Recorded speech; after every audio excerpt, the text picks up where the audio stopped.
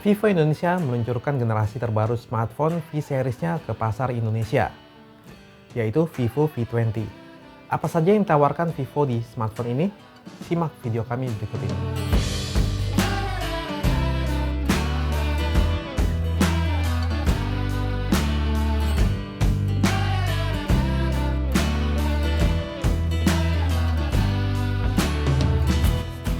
Yang pertama saya info isi dalam boxnya dulu ya. Selain unit smartphone Vivo V20, kita akan menemukan sebuah kompartemen tipis berisi sebuah jelly case, buku manual, kartu garansi, serta SIM ejector.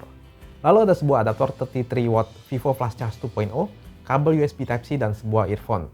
Sekarang langsung kita bahas aja HP-nya. Pertama dulu nih yang saya taruh di depan, Vivo V20 ini dilengkapi dengan fitur NFC multifunction. Akhirnya ya, di seri V ada juga NFC. Dan yang menarik adalah kata multifunctionnya. Jadi yang menarik nih, selain berfungsi untuk transfer file dan isi saldo e-money, NFC di Vivo V20 juga bisa untuk mengalihkan akses card. Sehingga kalau kita punya door lock yang pakai akses card, bisa kita duplikat pakai HP ini. Oke, sekarang kita masuk ke desain. Vivo V20 punya desain yang slim dan stylish. Ketebalannya cuma 7,48 mm dengan bobot 172 gram. Ada dua warna pilihan, Midnight Jazz dan yang saya pegang ini Sunset Melody. Saya sendiri suka banget sama warna ini, terlihat cantik sekaligus unik karena dia bisa berubah-ubah dari warna biru hingga warna sunset tergantung dari viewing angle kita. Saya juga suka sama finishing AG matte glass pada bodi bagian belakangnya ini. Selain bikin kesan elegan, finishing seperti ini nggak gampang ninggalin bekas sidik jari. Desain dual tone step pada bump kameranya juga nggak kalah cakep, terlihat kokoh dan elegan, seperti yang kita dapetin di Vivo X50 series kemarin. Saya suka banget sih sama cara Vivo mendesain bagian ini. Mereka memberi desain yang sedang tren, tapi dibuat sangat berbeda dengan kebanyakan smartphone lain. Sehingga dia punya karakter yang kuat. Tombol power yang ada di bawah tombol volume ini ada teksturnya dan terlihat berkelas. Audio jack ada di bagian bawah bersama mic, port USB Type-C, dan speaker. Lalu HP ini punya dua slot SIM dan ditambah dengan satu slot micro SD. Layarnya berukuran 6,44 inci dengan resolusi Full HD Plus dan panel AMOLED. Bezel bagian sisinya cukup tipis dan bagian atas ada notch kecil untuk kamera selfie-nya. Bezel bagian bawah sedikit lebih tebal, namun walau begitu, screen to body rasionya mencapai sekitar 90,37%. HP ini memakai screen touch ID, jadi fingerprint sensor ada di bawah layar dan performanya cepat.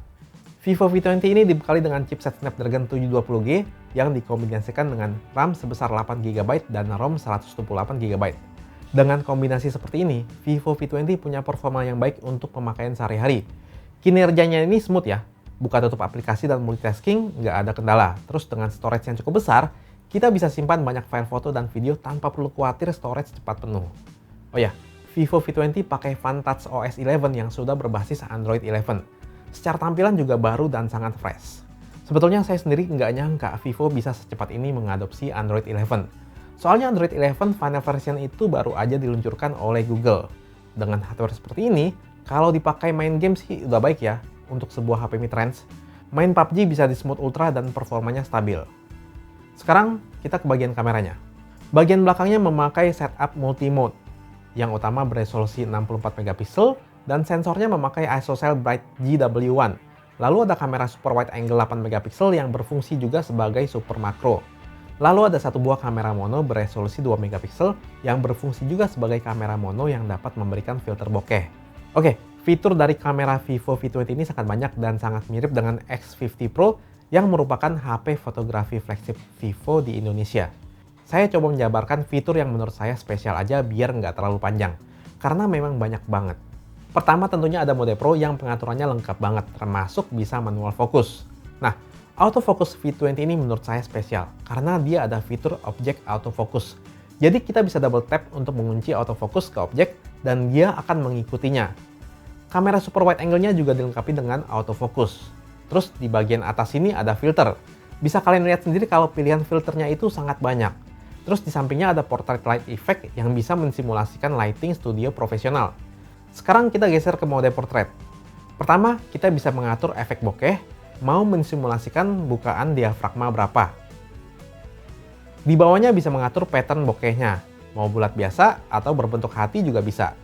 Lalu ada juga fitur AI Beauty yang pengaturannya sangat detail dan lengkap, termasuk pilihan gender. Jadi sekarang udah semakin pintar AI-nya. Yang menarik di sini juga bisa pilih style, jadi bisa bikin foto dengan grading atau style fotografi tertentu. Intinya mirip preset lah. Lalu ada mode Super Night Mode dan di sini ada pilihan Style Light Night Filters juga termasuk style cyberpunk. Kamera depan Vivo V20 juga spesial karena beresolusi 44 megapiksel. Untuk fiturnya sendiri cukup mirip dengan kamera belakangnya. Contohnya, dia tetap ada autofocus dan ada eye tracking. Terus ada pilihan filter yang sama termasuk portrait light effect-nya juga. Di mode portraitnya pun juga sama, bisa mengatur bokeh, beauty, serta style. Oh ya, kamera depannya juga ada night mode walau nggak ada pilihan style seperti kamera belakangnya. Teknologi 44 megapiksel eye autofocus di Vivo V20 ini sebuah inovasi yang menarik dan tentunya berfungsi banget ya untuk selfie foto hingga selfie video dengan eye tracking yang responsif dan bisa mengikuti kita dari jarak dekat maupun jauh. Oke, sekarang kita masuk ke sektor perekaman video. Kamera utamanya ini bisa merekam hingga resolusi 4K 30 fps dan Full HD bisa hingga 60 fps. Yang saya perhatikan, perekaman 4K-nya juga dilengkapi dengan stabilizer dan performanya bagus. Terus kita juga bisa nyalain mode ultra stable-nya kalau mau dapetin footage yang lebih stabil. Beberapa hal yang menarik adalah di videonya ada filter juga dan pilihannya sangat banyak. Lalu di filter ini ada art portrait. Di sini kita bisa merekam video bokeh juga. Dan yang menarik lagi adalah fitur colorful yang bisa bikin subjek manusia tetap berwarna, tetapi sisanya dibikin black and white.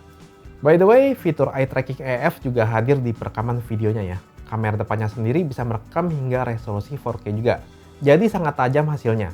Dan fitur ini juga bisa mensupport kalian untuk melakukan aktivitas vlogging atau aktivitas yang berhubungan dengan perekaman kamera depan ya. Lalu ada fitur steady face biar videonya stabil. Dia juga ada pilihan filter yang sama dengan kamera belakangnya, termasuk mode bokeh dan mode colorful. Terus yang juga sangat menarik, kita bisa mengambil video lewat kamera depan dan belakangnya secara berbarengan melalui fitur dual view video atau picture in picture. Awalnya saya kira cuma bisa ambil kamera depan dan kamera utama belakangnya saja.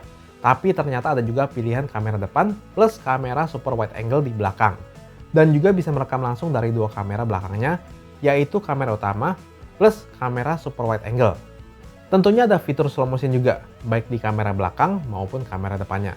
Oh ya, untuk hasil fotonya sendiri menurut saya hasilnya bagus. Ini masih kesan pertama ya. Mungkin nanti akan saya analisa lebih detail lagi.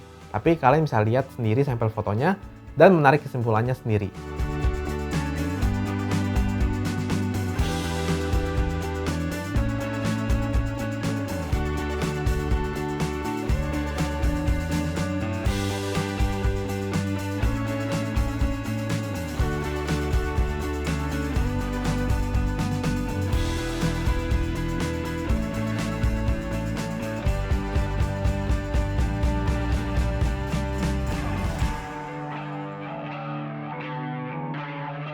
Vivo V20 punya kapasitas baterai sebesar 4000 mAh dan sudah mendukung 33 watt flash charge.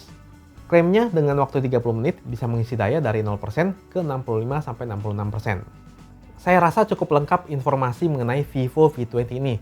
Sejauh ini saya terkesan dengan yang ditawarkan oleh Vivo di HP ini. Tambahan info untuk kalian yang tertarik untuk memiliki Vivo V20 ini, dari tanggal 29 September ini, kalian udah bisa pre-order di Tokopedia dan untuk 300 pembeli pertama, kalian bisa dapetin kesempatan untuk memenangkan gift box dan OVO Point sebesar 200.000. Untuk info lebih lanjut bisa langsung klik link di description box. Oke, semoga video ini bermanfaat bagi kalian. Terima kasih sudah menonton video ini dan sampai jumpa lagi di video berikutnya.